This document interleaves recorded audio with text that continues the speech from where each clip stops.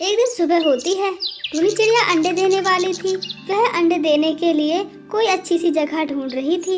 तभी उसे एक पेड़ पर एक अच्छी सी जगह मिल जाती है और वह चिड़िया उस पेड़ पर बैठकर 3 अंडे दे देती है। और फिर टूनी चिड़िया उन अंडों से बच्चे निकलने का इंतजार करने लगती है। जल्द ही मेरे इन अंडों से बच्चे निकल जाएंगे और मुझे पूरा यकीन है कि वो तीनों बच्चे मेरी तरह खूबसूरत होंगे।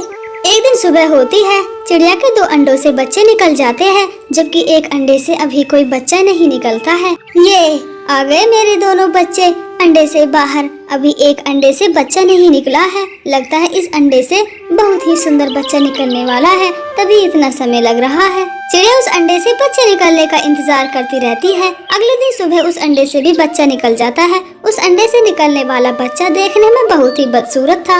यह देखकर तो टूनी चिड़िया बहुत गुस्सा हो जाती है। मैं कितनी सुंदर हूँ, ये दोनों बच्चे भी मेरे बहुत सुंदर हैं, लेकिन ये तीसरा बच्चा इतना बदसूरत कैसे है? यह तो मेरा बच्चा है ही नहीं है। मैं कभी भी इसे अपना बच्चा नहीं मानूंगी। चिड़िया उस तीसरे बदसूरत बच्चे को अपना बच्चा मानने से इनकार कर देती है और वह तीनों बच्चों में भेदभाव करने लगती है। जो खूबसूरत बच्चे से बहुत प्यार करती है, वही एक बदसूरत बच्चे से नफरत करने लगती है।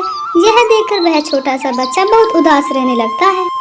मेरी मम्मा मुझसे प्यार नहीं करती, जबकि मेरे दोनों बहन भाइयों से बहुत प्यार करती है और हमें भेदभाव करती है। अगर मैं यह घर छोड़कर चला जाऊंगा तो ये सभी बहुत खुश रहेंगे। मेरे ये बहन भाई भी मेरा मजाक उड़ाते हैं क्योंकि मैं बदसूरत हूँ। चिड़िया का छोटा बच्चा उस जंगल को छोड़कर दूसरे जंगल में जाने का फैसला कर लेता है। एक दिन वह बच्चा नदी पर बैठा हुआ था और अपनी परछाई को देख रहा था। वह पानी में अपनी परछाई को देखकर बहुत उदास हो जाता है। वह छोटा बच्चा दूसरे पंछियों के घर जाता है। दूसरे पंछी भी उसे वहाँ से भगा देते हैं। कोई भी पंछी उसका दोस्त नहीं बनना चाहता था और सभी उसका मजाक उड़ाते और उसे वहाँ से भगा देते थे। एक दिन चिड़िया का बच्चा चील के पास जाता है और चील से कहने लगता है, महाराज, इस जंगल के सारे पंछी मुझसे नफरत करते हैं क्योंकि मैं बदसूरत हूँ, इसीलिए आप मुझे खा जाइए।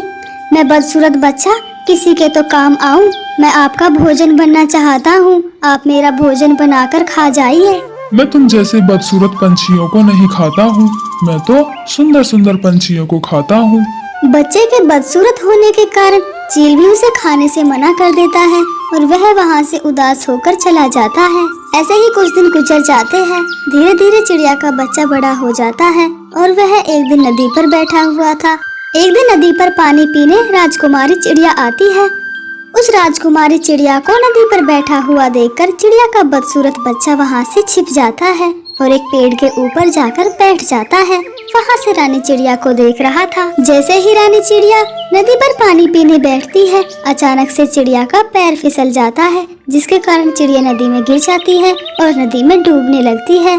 चिड़िया का बदसूरत बच्चा यह सब देख ही रहा था। अगर मैंने अगर इस राजकुमारी चिड़िया को नहीं बचाया तो यह नदी में डूबकर मर जाएगी।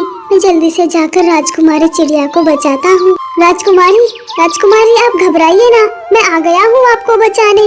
वह जल्दी से नदी में छलांग लगाता है और राजकुमारी चिड़िया को बचा लेता है। आपका बहुत बहुत शुक्रिया, आपने मुझे बचा लिया। अगर आज आपने मुझे नहीं बचाया होता तो मैं आज इस नदी में डूबकर मर जाती। मेरे पिताजी इस जंगल के राजा है और मैं इकलौती बेटी हूँ, मेरा कोई भाई नहीं है। सिपाहियों, मैंने तुमसे कहा था कि मेरी बेटी को अकेला मत छोड़ा करो, वो मेरी इकलौती बेटी है और तुमने उसे अकेला जाने क्यों दिया? महाराज, राजकुमारी बहुत जिद कर रही थी, इसीलिए हमें उसे जाने दिया, लेकिन आज के बाद हम उसे ऐसे नहीं जाने दे। जाओ ढूंढो मेरी बेटी को, अगर आज मेरी बेटी नहीं मिली तो मैं सारे सिपाहियों को मार दूंगा। राजकुमारी आप कहाँ हो? वो सिपाही राजकुमारी को देखते हैं और उसके पास एक पंछी को भी देखते हैं जो चिड़िया का बदसूरत बच्चा था।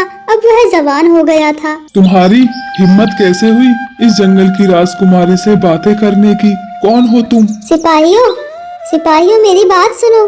देखो, इसने मेरी जान बचाई है। मैं इस नदी में डूब गई थी, आज इसकी वजह से ही मैं जिंदा हूँ।